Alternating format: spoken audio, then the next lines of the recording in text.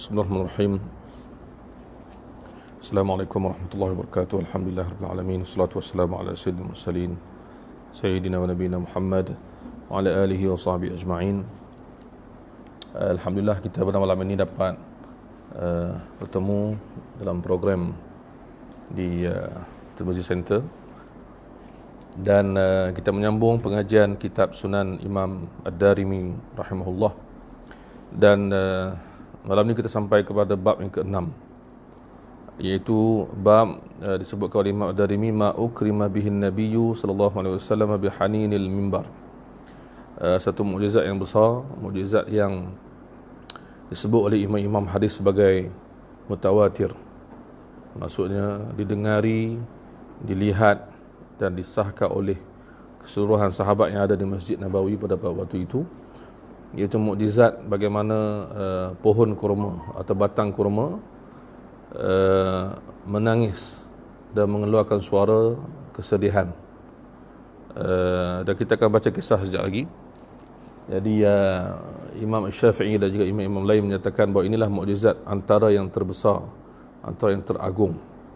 Dan bila ditanya kepada Imam Syafi'i, bagaimana dengan mukjizat Nabi Isa menghidupkan yang mati, kata Imam Syafi'i, ini mukjizat tangisan pohon kurma ini atau batang kurma ini lebih agung.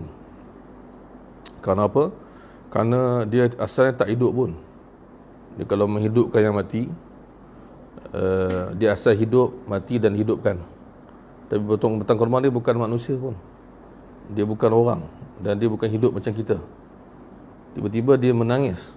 Batang kurma ni kita akan lihat nanti macam mana keadaan sebenar dia. Dan dia menangis seperti binatang, seperti makhluk yang bernyawa.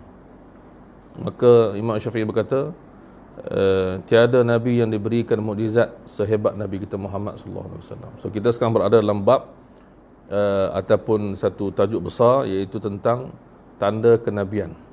Jadi Imam Ad-Darimi, seperti kita ulang banyak kali, kelainan sunan beliau ini ataupun musnad beliau ini, nama yang sama ataupun kitab yang sama, namanya musnad pun boleh, sunan pun boleh panggil. Keistimewaan atau kelainan kitab ni ialah dia memulakan kitabnya dengan mukjizat. Kemudian barulah datangnya bab-bab fiqh, bersuci, solat dan sebagainya. Jadi kita dapat satu himpunan hadis-hadis dalam satu bab yang besar berkaitan mukjizat. Dan mukjizat yang sama juga kalau berlaku dalam banyak hadis dan banyak tempat dan peristiwa, dia akan sebut di tempat yang sama. So kita akan baca dan baca dan baca sampai kita faham bagaimana mukjizat itu berlaku. Baik. Jadi sekarang ni ialah mukjizat Rasulullah sallallahu alaihi wasallam ketika sebelum adanya mimbar, baginda berdiri lama untuk bercakap. Nanti kita akan lihat dalam ni. Kemudian bila adanya tiang kurma ni, tiang batang kurma yang dibuat tiang dalam masjid ni, maka dia boleh bersandar kalau lenguh dan letih. Dan dia akan berucap di tengah-tengah. Maksud di mimbar, di kayu, di batang pohon kurma tersebut, mimbar tak ada lagi. Maka Nabi akan berdiri kat situ, berucap dekat situ. Kalau letih bersandar dan duduk di situ ataupun bersandar. Bila datang cadangan yang kita lihat nanti, cadangan adanya mimbar, maka batang kurma ini ditinggalkan. Maka Rasulullah menggunakan mimbar yang ada 3 anak tangga. Dan apa yang berlaku, semua sahabat mendengar batang kurma, pohon kurma yang Nabi guna sebelum ni tu, keluar suara yang kuat. Dan suara dia tu disebutkan beberapa gambaran sahabat tentang suara tersebut, tapi semuanya menunjukkan bahawa suara ni kuat, didengari oleh semua yang ada di situ. Dan yang menariknya, Rasulullah SAW turun daripada mimbar dan peluk dan pegang dan usap dan pujuk pokok ni. Dan dia pun perlahan-lahan suara tangisan tu berkurangan. Dan ini satu benda yang amat-amat ajaib yang kita lihat. Dan kita mesti ingat batang kurma tersebut telah dipotong dan diletak di situ. Bukan asal kurma tumbuh di situ. Telah dipotong untuk dibuat tiang. Itu maksud dia. Baik. Kita baca hadis dia. Bab ke-6, hadis ke-34. Tima Darimi akhbarana Uthman bin Umar qala anba'ana Mu'adz bin al-Ala an Nafi' an Ibn Umar anna Rasulullah sallallahu alaihi wasallam kana yakhutubu ila jiz'in falamma ittakhadha al-minbar hanna al-jiz'u hatta atahu famasahah. Ini antara riwayat yang paling ringkas, yang meringkaskan cerita. Iaitu Ibn Umar berkata, Rasulullah ketika berkhutbah, dia khutbah duduk bersandar atau duduk di batang kurma, sebatang pohon kurma, sepohon kurma. Ada lagu nasyid tu kan yang apa, yang dinyanyikan tu pasal tangisan pohon kurma, saya pun tak ingat macam mana, tapi sedap jugalah lirik dia tu. Yang dinyanyikan oleh Dakmi. Tu dia Dakmi. Kan? Saya pun lupa apa nak menyanyi pun tak apa sedap. Nanti jadi dak lain tak jadi Dakmi. Jadi dak lan kot tu. Jadi baik. Jadi di sini cerita paling ringkas, riwayat pertama. Dan ini dia akan detail, dia akan terperinci. Jadi Ibn Umar kata Nabi khutbah di situ. Bila Nabi ada mimbar, menangis dan berbunyilah pohon kurma tersebut, jiz'un, sampai Nabi datang kepadanya dan mengusapnya. Itu cerita ringkas. Alhamdulillah. Itu idea asal, ringkas. Riwayat lepas tu menghuraikan lagi, jelas, panjang. Ada yang 35 kata Imam Ad-Darimi akhbarana Muhammad bin Humaid qala haddatsana Tamim bin Abdul Mu'min qala haddatsana Salih bin Hayyan qala haddatsani Ibnu Buraidah an abihi annahu qala, Buraidah cerita, kana an-nabiy sallallahu alaihi wasallam bila khataba qama fa atala al-qiyam. Nabi bila khutbah dia berdiri lama kan. Jadi fa kana yashqu alaihi qiyamu. Susah Nabi bila berdiri lama tu dia akan lenguh badan. Sebagai riwayat kata bila Nabi dah di Madinah, badan dia agak berisi lepas dia tua sikit, maka dia sahabat mengatakan Rasulullah susah nak berdiri lama ni, apa kata kita ada mimbar. Itu maksud dia. Ataupun sebelum ni bukan mimbar, ada batang kurma yang menjadi tempat sandar. Ni belum mimbar lagi. Jadi sahabat bawa batang kurma, fa utiya bi jiz'in nakhlah, maksudnya pergi ambil pokok kurma tu, pergi potong, pergi letak situ, digali dan diletak sebagai tiang untuk tempat Nabi nak berkhutbah. Nabi boleh sandar, boleh pegang, begitu. Jadi sahabat nampak, sahabat prihatin tengok Nabi ni lama berdiri tu. Dia ada, ialah Rasulullah SAW sebagai sifat manusia dia, bila umur dia makin tua, dia badan dia kadang-kadang dia perlukan rehat. Macam orang tua, macam sahabat Nabi, isteri Nabi pernah kata, Rasulullah bila hampir ke hujung hayat, banyak dia solat sunat duduk. Untuk sebab dia orang tua, atau walaupun badan dia nampak macam orang muda, tapi umur dia memberi kesan, kan? Baik. Apa yang berlaku? Alhamdulillah, dia ditanam, diletakkan batang kurma. Dan batang kurma ni menjadi tiang. Banyak batang kurma di Masjid Nabawi. Masjid Nabawi ni, ulama yang mengarang sejarah Masjid Nabawi mengatakan, masjid yang awal dibuat oleh Nabi SAW, asalnya ialah menghadap ke belakang kiblat sekarang ni, iaitu menghadap Baitul Maqdis. Bila turun ayat Quran surah Al-Baqarah, tukar kiblat, qad nara taqalluba wajhika fis sama', kan, falanwalliyannaka qiblatan tardaha, ubah kiblat, ditukar ke arah yang sekarang. Just tukar belakang ke depan, depan ke belakang, itu je. Maka depan tu apa? Depan tu ialah tiga saf ataupun tiga baris yang ada 6 batang kurma sebagai tiang. Dan ada bumbung yang lebih kurang tinggi sikit daripada seseorang tu. Tak tinggi sangat. Nanti kita akan lihat ada So kita akan lihat ada hadis yang akan menyebutkan tak tinggi mana bumbung tu. Maksudnya seperti bumbung yang biasa. Kemudian batang kurma tadi diletakkan pelepah-pelepah tamar. Bila hujan, dia akan makan, sudah makan. Ini prop kita. Itu yang sebenar. Ini pun sebenar juga. Perhiasan. Kita cerita batang kurma, main buah manggis. Itu cerita dia. Kita tak dapat jumpa kurma, tak bawa. Kena kita beli kurma lain kali. Jadi di 3 line depan, 3 barisan depan Masjid Nabawi itu ada bumbung yang nipis pelepah tamar. Ada 3 baris, 6 batang kurma, 6 tiang. Kemudian lepas tak ada bumbung dah. Dan di hujung tu ada sikit sebab ahli sufah untuk sahabat yang miskin untuk berteduh. Jadi di sini Rasulullah SAW bila ada khutbah, bila hujan, dia akan bocor sebab dia memang buat sekadar biasa. Kan Nabi khutbah basah janggut dia, kan.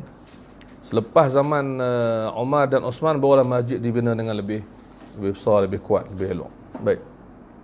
Kemudian kata Buraidah, dia kata apa? Dia kata batang kurma itu diletakkan untuk Rasulullah SAW buat apa? Fakana Nabi sallallahu alaihi wasallam, Nabi bila idza khataba fatala al-qiyamu alaih istanada ilaih fattaka'a alaih. Dan Nabi khutbah lama, dia rasa badan dia penat lenguh, dia boleh sandar dan pegang batang kurma tadi. Ini sebelum mimbar ada. Macam kita kan, bila kita orang kata apa, lenguh, kita bersandar, itu maksud dia. Fabasura bihi rajulun kana warda al-madinata fara'ahu qa'iman ila jambi dhalika jidha. Ada seorang lelaki dia tengok, dia mai Madinah sebagai orang luar datang, dia tengok Nabi sandar dekat batang kurma ni lah. Faqala liman yalihi minan nas, dia kata kepada orang lain, dia kata, kalaulah aku tahu Rasulullah ni akan suka apa-apa satu benda yang aku buat untuk dia, kalau Nabi suka, aku nak buat dekat dia tempat duduk macam mimbar lah. Kalau dia nak duduk atas tu, nak berdiri dia berdiri. Jadi orang kata apa, kisah siapa punya idea dia memang panjang cerita. Ada beberapa riwayat siapa yang buat mimbarnya. Yang di sini seorang lelaki. Kita akan lihat, kita akan tengok macam mana ulama huraikan. Jadi idea tu datang daripada orang lain, sampai kat Nabi SAW, sampai berita tu dekat Nabi. Jadi dia cerita-cerita untuk sampai kat Nabi, sampai berita kat Nabi. Maka Nabi sampai berita tu, dia kata dia, bawa dia, panggil dia, dan Nabi suruh dia buat. Jadi suruh dia buat ni, kita kena faham, tak mesti suruh dia buat tu dia yang buat. Sebab tu kita akan tengok lepas ni beberapa riwayat nampak macam beberapa orang buat mimbar. Nah, itu maksud dia. Suruh tak mesti dia buat lah kan, tapi bagi arahan dan dia pandai-pandai buat pun boleh, ataupun dia suruh orang lain. Baik, yang penting cerita ringkas dia di sini, Nabi suruh dia buat, Nabi izinkan idea dia buatlah mimbar 3 atau 4 anak tangga. Dia sebenarnya 3 lah di sini. Orang yang bercerita tu dia tak apa ingat, tak apa yakin berapa disebut dalam hadis tu, tapi sebenarnya 3 lah hadis yang lain, kan. Inilah mimbar. Nabi pun selesa.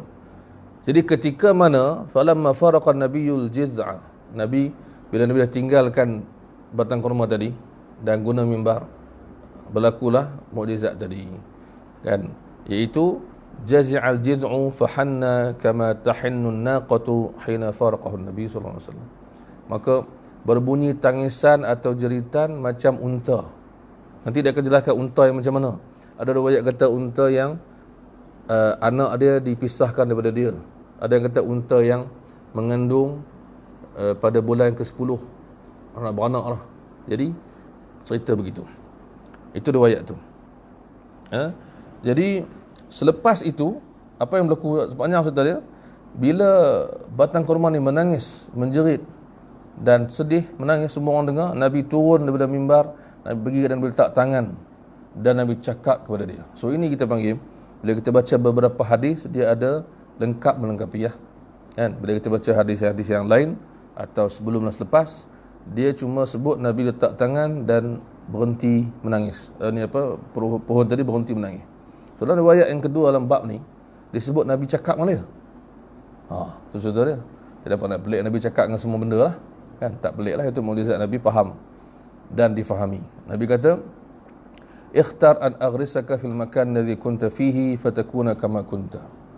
Pilih untuk aku tanam kau balik di tempat yang kau asal diambil. Kan dia, saya potong batang kurma ni, tebang, buat main sini. So pilih, sebab dia sedih, maka dia mesti ditenangkan, dia ditanam. Di mana? Pertama pilih, nak tanam, engkau nak aku tanam di dunia, di tempat yang asal engkau, atau kalau engkau nak aku tanam kau di syurga. Dahsyat, kan. Dan engkau boleh minum sungainya dan mata airnya, dan elok.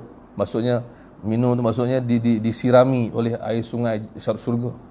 Maka tumbuhlah engkau dengan berbuahlah engkau dan dimakan oleh wali-wali Allah.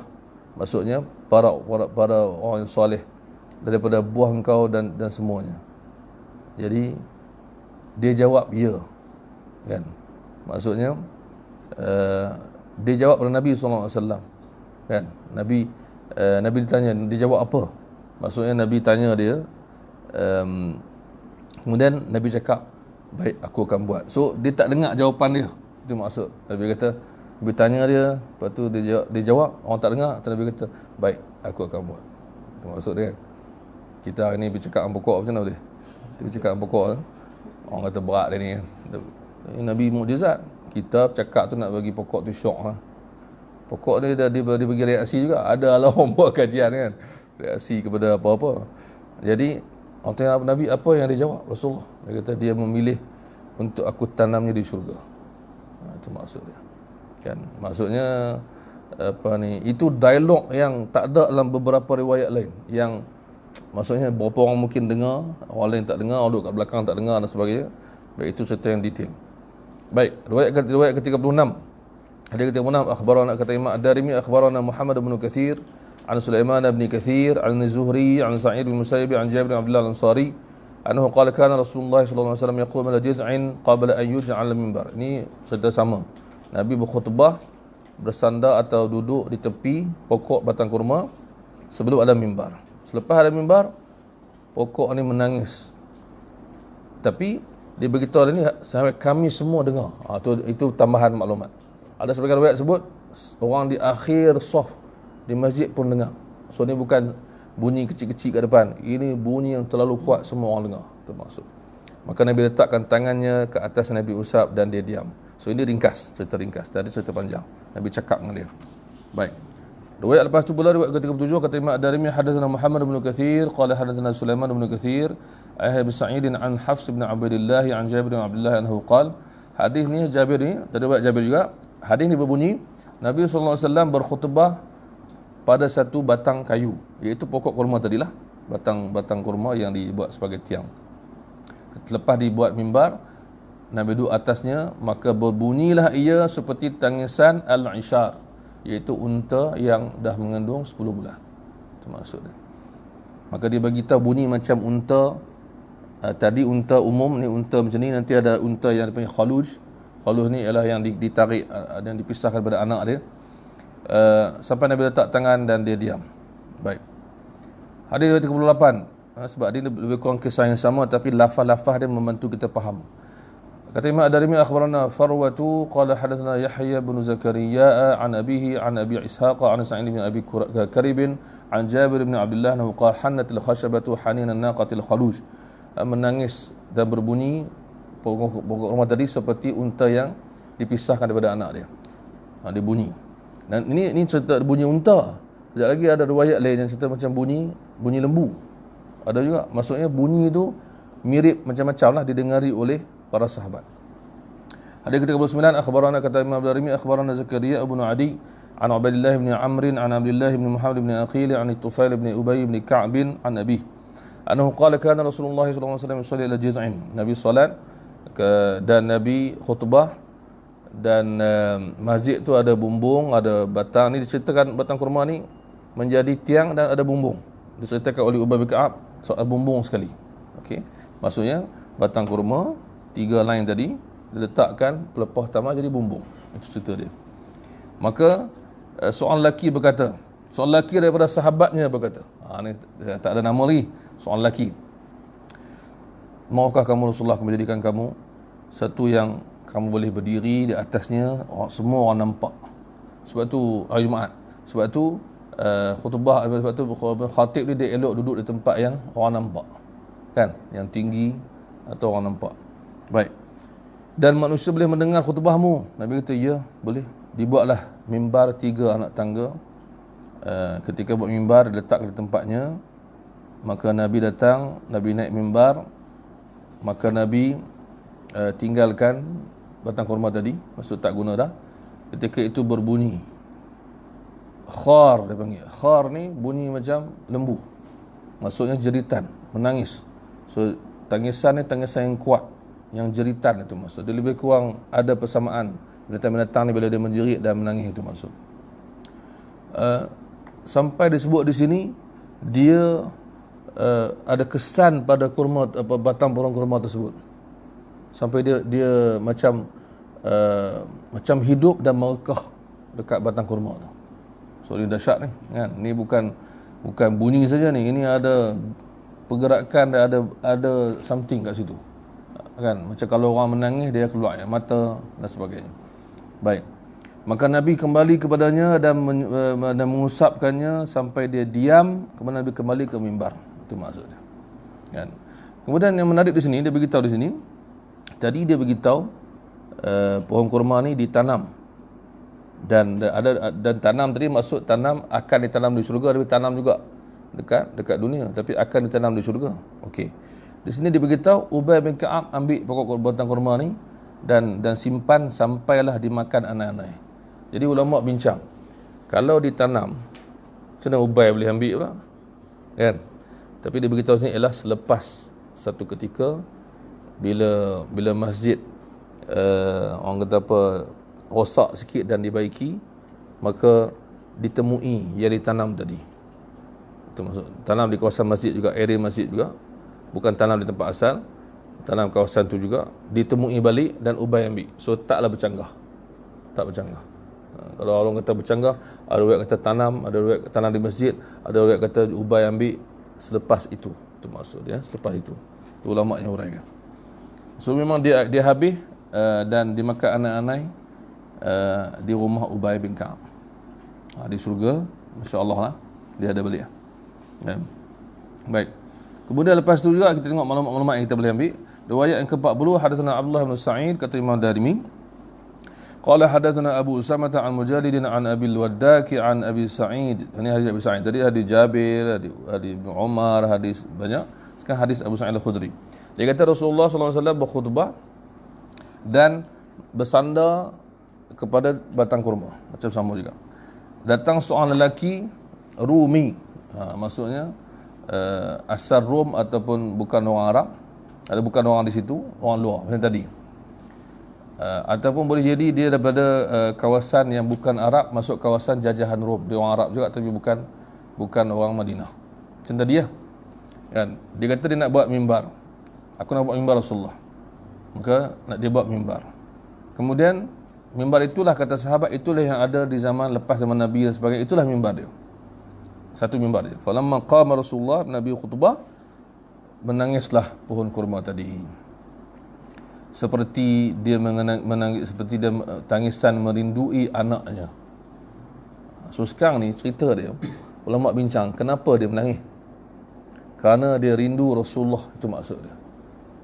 Rasulullah duduk dekat dia, guna dia, sandar dekat dia. Maka bila Nabi pergi kat mimbar, Nabi tinggalkan dia. So, sebab apa? Sebab ada ulama bincang satu riwayat yang mengatakan dia menangis sebab dia tak dengar zikir. Okey, dia tak dengar bacaan zikir di tempat dia. Sebab Nabi kan khutbah dan berzikir dan sebagainya. Wallahu a'lam, itu pendapat. So pendapat lagi ulama kata dia menangis sebab Nabi tinggalkan dia, dia teringat, dia rindu dekat Nabi. Sebab dia disertakan oleh para sahabat dan lain-lain, ialah seperti unta tadi rindukan anak dia. Itu maksud dia. Di sinilah Hasan Basri kata, ulama terkenal tabi'in, Hasan Basri kata, dia kata pohon kurma menangis rindu dekat Nabi. Tapi kita manusia, kita yang tak pernah jumpa Nabi, tak menangis. Sepatut kita lebih daripada sebatang pohon kurma. Itu kata-kata Hasan Al-Basri. So dia menggalakkan kita ni rindu dan ingat dekat Nabi sallallahu alaihi wasallam. Sebab pokok kurma tadi ditinggalkan bukan jauh pun. Mimbar Nabi sebelah ataupun dekat dengan dia, tapi Nabi tak gunakan dia dah. Maka dia rindu dekat Nabi sallallahu alaihi wasallam. Kan? Jadi ini kita panggil rapat dia dengan Nabi sallallahu alaihi wasallam. Jadi kita tengok ni berlaku pada sahabat. Kita jangan lupa riwayat-riwayat lain tentang sahabat yang menunjukkan sahabat yang tak boleh duduk kalau tak tengok Nabi. Dalam sebagai riwayat Al-Baihaqi dan lain-lain disebutkan ada seorang sahabat bila dia beberapa hari tak dapat tengok Nabi, dia menangis. Dan dia rasa macam nak mati. Dia rasa nak mati. Kalau Rasulullah pergi musafir ke, atau dia pergi mana ke, dalam beberapa hari tak tengok Nabi, dia tak boleh duduk, dia macam nak mati, dia kata. Dia mesti datang tengok muka Rasulullah, betul dia rasa lega. So satu hari Berapa hari tak tengok Nabi, dia serabut lah. Dia rasa rindu. Dia jumpa Nabi dan dia menangis depan Nabi. Dan Rasulullah kata, kenapa menangis? Sedangkan kau dah tengok aku. Kan? Engkau tak boleh duduk, kau tak tengok aku, kau datang, aku dekat depan, menangis pula. Kenapa? Ini jawapan yang menarik. Dia kata, aku menangis sebab dekat dunia, kalau aku nak tengok Nabi, aku boleh datang. Tapi kat akhirat, mesti Nabi duduk syurga paling tinggi. Macam mana saya orang biasa nak duduk, nak pergi tengok Nabi macam mana? Bolehkah saya masuk syurga pun tak tentu lagi, dia kata. Bila masuk syurga, takkanlah syurga kita sama dengan Nabi. Rasulullah dia yang paling tinggi. Jadi dia fikir macam mana, dia menangis sebab menangis benda akan datang. Tu orang kata sahabat ni, jiwa dia dekat akhirat, bukan dekat dunia. Kita ni macam biasalah. Nak makan buah. Jadi kemudian ada sahabat Nabi yang minta, dalam Sahih Muslim, yang minta untuk Nabi kata dekat dia, mintalah apa kau nak minta. Dia kata, aku minta as'aluka murafaqataka fil jannah. Saya minta satu je, saya nak duduk dengan Nabi dekat syurga, macam duduk dekat dunia. Sebab dia khadam. Kita ingat nama dia apa? Rabi'ah ke apa nama dia? Dia khadam. Kemudian Nabi kata, ada lain tak? Nak minta dunia ke? Nak minta apa ke? Tak, Rasulullah saya minta tu. Itu yang paling utama bagi saya. Saya nak duduk dengan Nabi di syurga. Maksudnya boleh jumpa Nabi macam dekat. Dia khadam. Dia mana-mana pergi, dia bawa barang. Nabi kata, aini ala dhalika, aini nafsaka ala dhalika bikasratis sujud. Kama qala. Maksudnya aini ala dhalika bikasratis sujud. Maksud, engkau tolonglah aku dapatkan apa yang kau nak dengan kau banyak semayang sunat, semayang. Kan? Dia sahabat macam tu. Abu Bakar As-Siddiq dan Syama'il Muhammadiyah, dia keluar dari rumah menuju rumah Nabi. Nabi pun keluar, jumpa tengah jalan. Maka dia tanya Abu Bakar nak pergi mana? Apa tujuan keluar? Dia kata, aku tujuan keluar hanya nak tengok muka Nabi dan nak bagi salam dekat Nabi. Abu Bakar As-Siddiq, dia tak boleh duduk. Kan? Maksud dia mesti. Sebab tu Nabi kata, sallallahu alaihi wasallam, dalam hadis Sahih Muslim dan lain-lain, Nabi kata, selepas kamu wahai sahabatku, ada orang yang dipanggil saudaraku, ikhwani. Jadi sahabat kata, bukankah kami saudara kamu, Rasulullah? Itu saudara seagama. Tak. Dia kata, engkau antum ashabi, kamu semua ni sahabatku, kau tengok aku. Tapi mereka ini ikhwani, mereka datang selepas aku mati dan mereka nak sangat tengok aku dengan apa jua cara. Itulah saudara aku. Jadi maksudnya kita patut belajar daripada sahabat dan pokok kurma ni, macam mana dia tu tak boleh berpisah dengan Nabi sallallahu alaihi wasallam. Itu paling penting. Sebab tu kalau kita faham benda ni, boleh kita faham kata-kata Anas bin Malik. Dia kata bila Nabi masuk Madinah, bercahaya seluruh Madinah. Dan bila Nabi keluar Madinah, gelap gelita. Apabila Nabi meninggal, gelap gelita Madinah. Maksudnya mereka dah dengan Nabi ni dah macam ayah, macam sahabat, macam semua. Bila Nabi datang, semua benda, kalau kita baca kisah sejarah sahabat, mengadu semua benda dekat Nabi. Semua benda mengadu. Dan kita baca dalam kelas yang lepas, binatang pun mengadu. Jadi Nabi tempat orang datang, termasuk orang tengok muka Nabi, ada orang datang tengok lega, tengok muka Nabi, selesai. Apa ni, penyakit hilang. Datang tengok muka Nabi, selesai. Kan? Jadi orang kata apa? Ada yang mimpi jumpa Nabi dan suka. Sebab Nabi SAW ni dia menyembuhkan dengan izin Allah segala penyakit. Jadi dia beritahu sini, rindu, teringat. Baik. Nabi pun disebutlah hari ni menarik ya. Tadi sebut usap sebagainya, fadammahu, Nabi peluk. Nabi layan macam manusia. Kan? Nabi memang dia suka peluk budak kecil, dia suka peluk sahabat dia salam dia. Dan Rasulullah ni masuk rahmatan lil alamin sungguh lah. Kan orang sebut rahmatan lil alamin sekarang ni kan. Rasulullah lah yang sebenar. Kan? Dialah rahmatan lil alamin. Untuk pokok, untuk binatang, kan kita baca dalam mukjizat Nabi ni, kita akan jumpa nanti insya-Allah mungkin, iaitu unta datang mengadu kat Nabi. Kan? Mengadu. Tuan dia suruh kurang bagi makan, suruh buat kerja banyak. Binatang mengadu. Lepas tu ada satu unta liar, orang tak boleh nak pakaikan dekat kepala tu. Nabi datang, dia pun datang tunduk. Kan? Jadi Rasulullah nak cakap apa Rasulullah kan? Sebab tu bila sahabat tengok Rasulullah, sahabat kata apa? Kan? Lab ara qattu qablahu wala ba'dahu mislahu. Aku tak pernah jumpa orang yang macam ni sebelum Nabi atau selepas Nabi macam ni. Tak ada. Tak ada tandingan, tak ada bandingan. Kalau kita kata, oh hang ni bagus macam orang tu, macam orang ni macam ni, tak ada macam. Itu maksud dia. Itu yang paling habis, tak payah kata apa dah. Tak dapat nak hurai. Itu maksud dia. Baik. Kemudian lepas tu hadis ke-41, Imam Ad-Darimi kata akhbarana Muslim bin Ibrahim qala sa'qu qala sami'tu al-Hasan yaqul lamma qadima al-Madinah. Okey. Sama juga bila lamma an qadima an-nabiy sallallahu alaihi wasallam Madinah, Nabi sampai Madinah, Nabi akan yusnidu zahrahu ila khashabatin. Nabi sandar badan dia kepada pokok batang kurma tadi untuk bercakap dengan orang. Maka ramailah orang dan Nabi nak bagi mereka dengar, maka Nabi kata, buatlah kepadaku satu yang tinggi yang aku boleh duduk. Tadi ada orang cadang, sekarang Nabi suruh buat. So kita gabungkan macam mana? Cadangan tu datang, Nabi suruh buat. Itu maksud dia. Nanti kita tengok siapa yang buat pula. Jadi buat macam tempat untuk Nabi Musa. Maksud disebutkan dalam sebagai hadis, tempat tu, mimbar tu dan tinggi bumbung tu tak tinggi sangat, tak rendah sangat. Macam Nabi Musa buat. Maksud Nabi beritahu Nabi Musa macam tu, sebagai contoh Nabi-Nabi terdahulu. Maka dibuat. Kan? Jadi Hasan kata, demi Allah dia menangis, kayu menangis, dia kata. Jadi kata subhanallah hal tabtaghi qulubu qaumin sami'u. Jadi maksudnya dia nak beritahu macam mana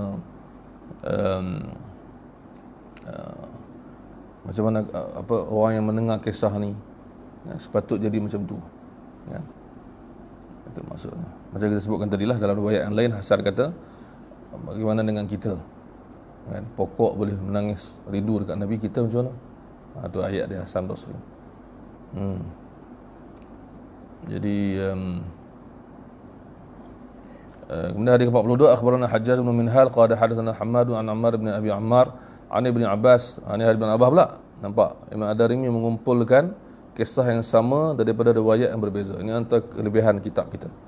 Ibn Abbas kata Nabi SAW berkhutbah kepada satu batang kurma sebelum ada mimbar, kemudian menangislah batang kurma tersebut. Nabi fahtadanahu.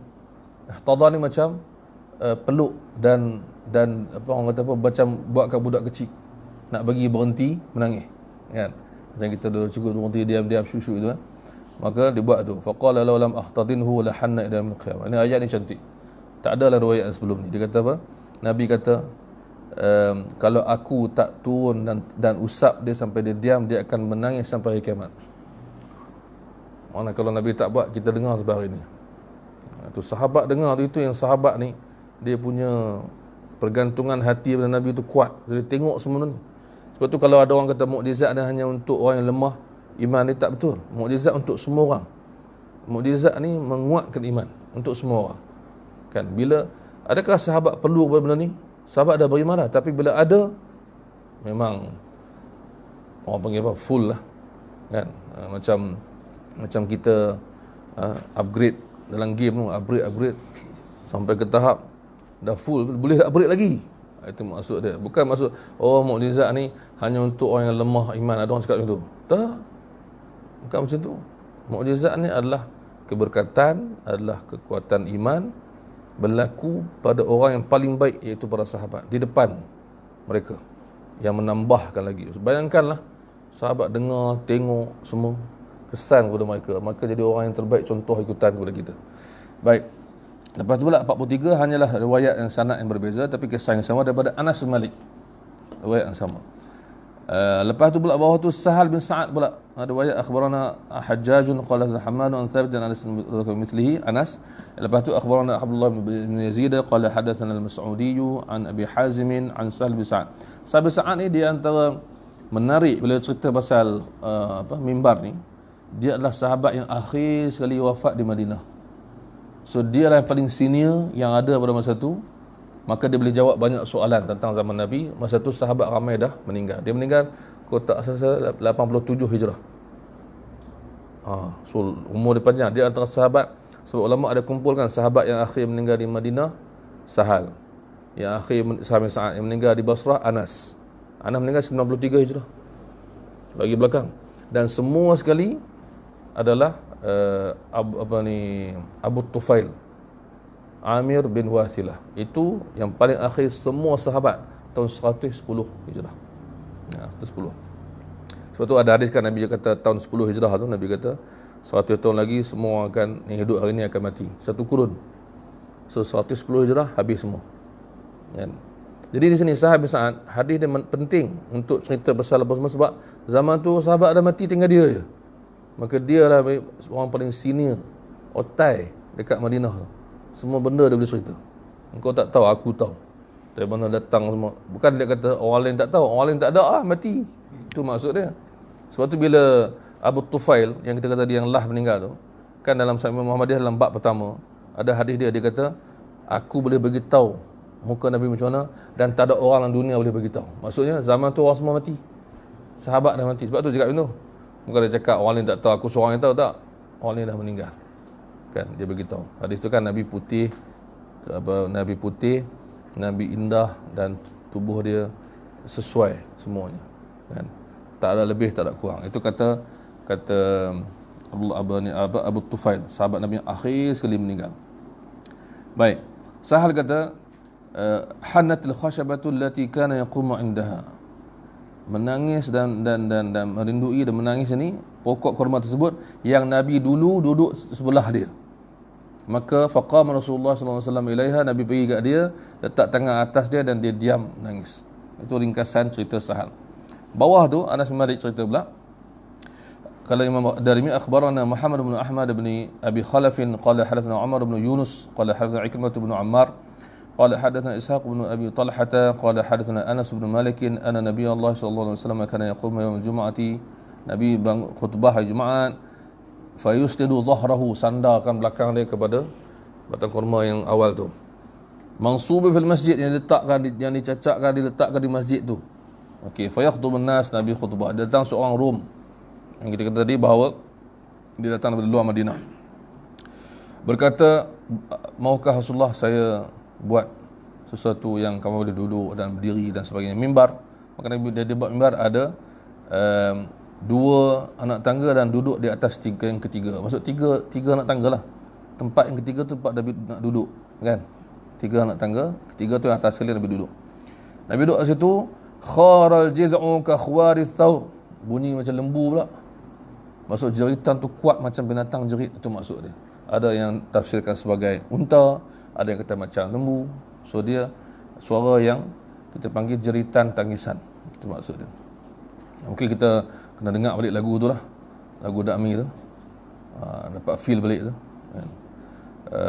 Walaupun lirik dia macam umum, tapi kita boleh relate, kaitkan dengan hadis yang kita baca lah. Baik. Disebut sini apa? Anas kata apa? Huznan, sedih, teringat dekat Nabi sallallahu alaihi wasallam. Nampak tak sebab sahabat beritahu tu? Maksud sedih. Nabi tinggal dia, dia ambil mimbar. Dulu Nabi guna aku, sekarang Nabi tak guna. Sedih, menangis dia. Macam binatang yang hidup. Itu maksud dia. Kan? So kita ketahuilah itu, kita tahu sebab dia. Sebab tu kita baca beberapa riwayat sahabat cerita balik, riwayat yang diceritakan balik untuk mengetahui perincian peristiwa tersebut. Nabi turun dan Nabi iltazamahu, maksudnya peluk. Bukan semata-mata tadi kita baca hadis Nabi letak tangan usap, peluk semua. Nabi pujuk. Oh, dahsyat. Dan dia masih berbunyi. Bila Nabi peluk lagi, dia diam. Itu maksud dia. Kalau Nabi bersabda, kalaulah aku tak peluk dia, dia akan begini sampai hari kiamat. Lepas tu huznan ala Rasulullah, sedih ke atas Nabi tinggalkan dia. Bukan Nabi buat salah, tapi dia sedih. Dia sedih kan. Macam sahabat bila Nabi buka Mekah, kemudian dengar khabar angin, Nabi macam nak duduk Mekah. Sahabat sedih. Lepas Nabi jumpa balik, Nabi kata, aku tak akan tinggalkan kamu. Biarlah orang lain dapat semua benda, engkau dapat Rasulullah, aku balik Madinah. So sahabat ni dia dengan Nabi lain macam sikit. Itu maksudnya. Sebab tu semua berebut-rebut masalah hijrah, nak ambil tali unta tu, duduk rumah saya, akhir dapat kat Abu Ayyub Al-Ansari. Itu kelebihan Abu Ayyub. Jadi maka Nabi arahkan untuk ditanam. Inilah yang orang tadi bincang, tanam ke Ubay jumpa simpan kat rumah, tanam dulu, kemudian dijumpai dan dimakan anak-anak. Dan di syurga Nabi janji untuk dia. Kemudian persoalan sekarang ni, siapa yang suruh buat? Ada riwayat lain yang sebut bahawa dia adalah Tamim Ad-Dari. Antara nama yang keluar, nama Tamim Ad-Dari, yang sebut tentang dia nak buat mimbar. Bukan Dajjal. Dajjal tu sudah Dajjal lah kan. Ini pasal mimbar ni. Ya, Tamim Ad-Dari rupanya bukan hanya Dajjal lah. Bukan cerita Dajjal, cerita mimbar pun dia juga. Rupanya ada idea, ada buah fikiran dia. Kemudian riwayat dia sebut seorang budak, maksudnya hamba yang bekerja, seorang ni pula seorang tukang kayu. So ada lebih kurang 3 watak yang dikatakan buat mimbar. So dia macam mana nak faham, kan? So cara nak faham ni, kata sebagai ulama seperti Ibnu Hajar, ialah Tamim mencadangkan. So ada orang cadang, ada orang buat, dan ada orang bantu. Itu maksud dia. Jadi semuanya terlibat, ramai pihak lah terlibat nak buat mimbar ni. So bila kita baca beberapa keadaan, ni sekejap begitu, sekejap begini, jangan pula kita jadi gelabah seorang-seorang. Maksud kita faham bahawa riwayat ni nampak macam bercanggah. So insya-Allah ulama-ulama ni dah tahu dah awal-awal. Dia bincang dah. Macam tadilah ada riwayat kata, riwayat lain lah kata bahawa kayu pohon kurma tersebut menangis sebab dah tak ada zikir pada dia. Dia tak dengar dah zikir Nabi. Itu satu. Satu lagi abang, yang ni sedih teringat dekat Nabi. Bila ulama bincang dan kumpul balik, ternyata riwayat yang banyak menyokong apa? Sedih tu. Itu maksud. Dia apa maksud tak dengar zikir tadi? Mungkin itu tafsiran daripada periwayat bahawa tak dibacakan pada dia, tapi pada hakikatnya masjid tu ada zikir. Ada Nabi, ada khutbah, ada mimbar, ada zikir. So riwayat tu dibincang oleh ulama. Apa maksud dia? Tapi riwayat yang kata sedih ni confirm. Itu maksud dia. Disebutkan oleh para sahabat yang mentafsirkan. Dan para ulama macam Ibn Hibban sebut macam tu. Dia buat bab bahawa dia teringat dekat Nabi sallallahu alaihi wasallam. Itu maksud dia. Jadi alhamdulillah, malam ni kita habis yang tu. Akan datang insya-Allah, akan datang kita minggu depan insya-Allah kita sama bab ke-7. Bab ke-7 ni kita kena bawa makanan banyak sebab ni bab keberkatan makanan. Jadi berat ni. Kita kena cari, Izzat kena cari. Kena cari apa makanan dalam ni, buat mai. Kan, kalau boleh roti ke apa, buat mai bila roti, walaupun roti kita sedap, roti Nabi zaman dulu lain kan. Roti kita mahal-mahal, lembut-lembut. Kan, jadi keberkatan makanan sebagai mukjizat ni menarik. So Imam, sebab tu bila saya baca buku ni dengan sahabat saya dan kita pernah baca kitab ni, mukadimah ni, dia seronok. Sahabat saya ni seronok. Dia kata syok kitab Sunan Darimi ni. Kan, sebab dia mula dengan mukjizat dan dia pasang-pasangkan, bab-babkan. Contoh macam bab ke-6 tadi, bab tangisan pohon kurma. Bab ke-7 bab keberkatan makanan. Lepas tu bab ke-8 kelebihan yang Nabi dapat. Apa yang Nabi lebih daripada Nabi-Nabi lain. Jadi dia bawa mukjizat ni, kemudian lepas tu ada bab ke-9 lagi dahsyat, turunnya makanan dari langit. Orang ingat Nabi Isa ya, ataupun Nabi dulu je. Nabi Muhammad apa ada? Kan, riwayat tu ada. Kemudian keindahan Nabi baru datang, sifat dia dan sebagainya. Kemudian bercakap dengan apa yang tak hidup, yang mati. Maksudnya Imam Darimi ni dia macam pelbagaikan tajuk. Kitab lain pun ada dalam sini, tapi ini adalah hasil susunan Imam Darimi sendiri yang mempelbagaikan kitab dia, yang memulakannya dengan mukjizat. Itu. Jadi kesimpulan tadi bahawa mukjizat pohon kurma tadi adalah dia menangis, tangisan didengari oleh semua yang kuat. Ada riwayat yang disebutkan di luar pada kitab ni, disebutkan orang yang di akhir saf pun dengar. Seluruh masjid disebutkan tadi bergegar. Maksudnya suara kuat, bukan suara kecil. Bergegar. Maksudnya jeritan yang kuat, semua orang terkejut. Maka Nabi datang dan Nabi usap, Nabi peluk, Nabi cakap dengan dia, Nabi bagi janji dekat dia. Kemudian diminta untuk tanam, menghormati dia macam dia manusia dan sebagainya. Dan batang kurma tu asalnya adalah pokok kurma kat tempat lain yang ditebang dan diletak sebagai tiang. So dia bukan hidup macam pokok biasa, dia dari tiang lah. Maka dihidup Itu mukjizat untuk Nabi SAW. Dan kata ulama, Nabi terdahulu menghidupkan manusia yang pernah hidup dan mati, tapi Rasulullah menghidupkan pokok macam manusia. Asalnya bukan manusia, dia menangis macam manusia. So dia lebih besar daripada mukjizat Nabi yang lain.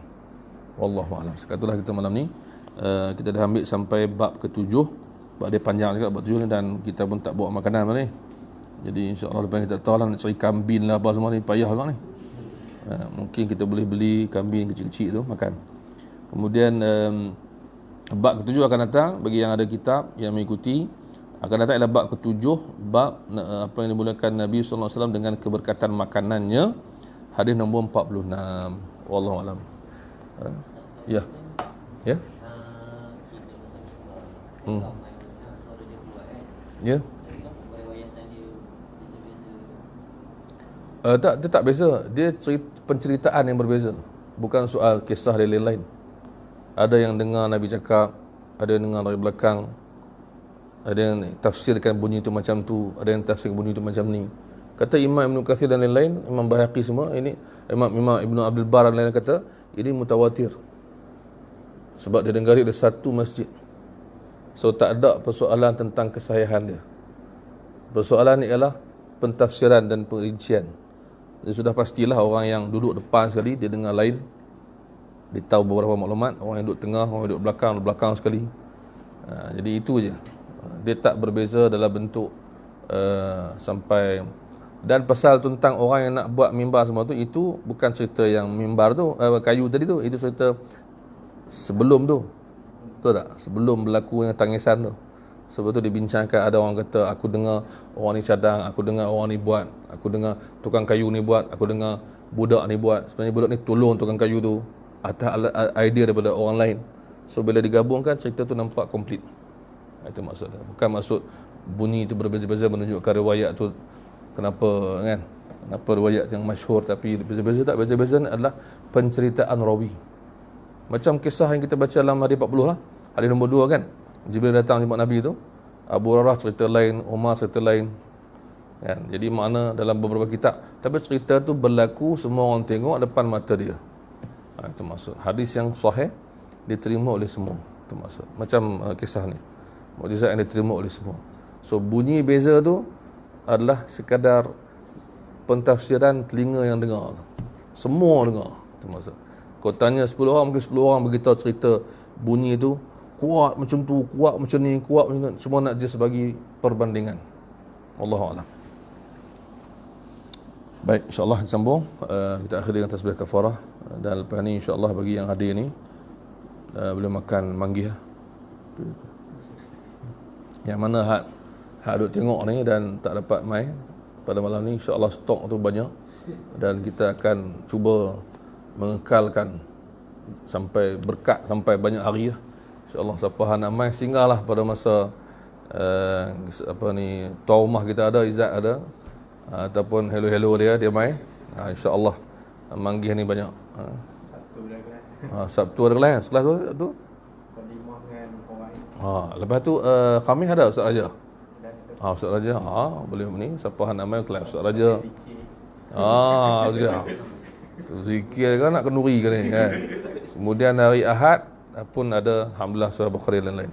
Terima kasih. Subhanakallahumma wa bihamdika asyhadu an la ilaha illa anta astaghfiruka wa atubu ilaik. Bismillahirrahmanirrahim.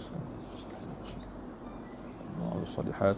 Ada soalan ni. Ada soalan? Siapa Tamim Ad-Dari? Tamim Ad-Dari sahabat Nabi. Sahabat Nabi yang terkenal, yang masuk Islam di hujung hayat Nabi. Dia asalnya Kristian. Dan dia dikenali antara kisah yang menarik ni ialah dia pernah bertemu dengan Dajjal. Dalam Sahih Muslim, kisah dia pernah tersadai di sebuah pulau, dan di pulau tu dia bertemu dengan binatang yang pertama, Jassas. Jassas maksudnya binatang yang tak tahu hujung pangkal, bulu banyak, rambut banyak. Kemudian bercakap pula dan beritahu ada seseorang menunggu kamu di dalam sebuah rumah atau sebuah bukit gua sebagainya, ada beberapa riwayat. Kemudian itu Dajjal. So Tamim Ad-Dari ni terkenal, dan Nabi SAW puji dia, dan antara dia juga terkenal yang mana dia khatam Quran dalam satu rakaat bila dia qiyamul lail. Dia macam Sayyidina Osman. Sayyidina Osman dia khatam Quran 2 kali dalam 2 rakaat. So antara yang kuat qiyamul lail. Dan dia terkenal dalam kisah kita tadi juga adalah sebagai antara yang mencadangkan mimbar tu dibuat untuk Nabi sallallahu alaihi wasallam, Tamim ad-Dari. Wallahu alam. Ada hadis yang terkenal adalah hadis 40 ialah hadis ad-dinun nasihah. Agama tu ialah nasihat. Tamim ad-Dari, sahabat Nabi. Wallahu alam. So jadi bahawa Dajjal dia Islam. Seingat ana belum. Wallahu alam. Kristian. Boleh check balik. Wallahu alam. Betul.